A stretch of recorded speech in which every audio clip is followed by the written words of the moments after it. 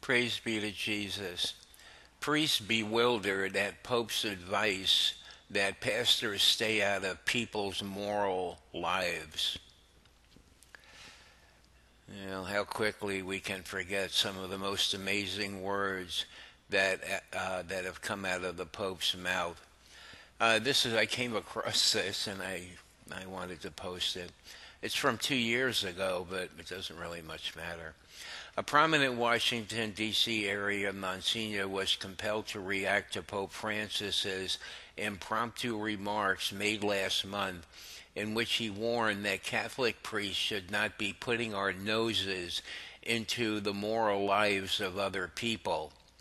Permit me to state my utter bewilderment at such a notion. As a priest, and especially as a confessor and spiritual director, this is my duty.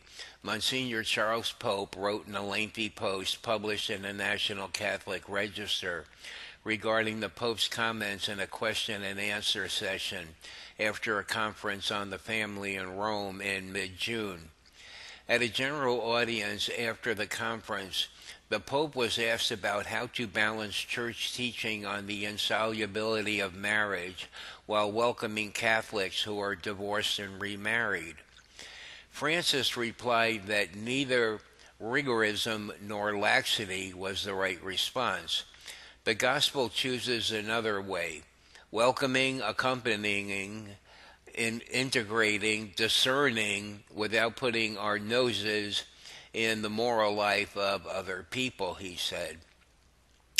Monsignor Pope, who has led Bible studies at the White House and Congress in recent years and is pastor of Holy Comforter St. Cyprian Church in Washington, also took exception to the Pope's characterization of priests who were rigoristic as animals who are guilty of pastoral cruelty towards parishioners.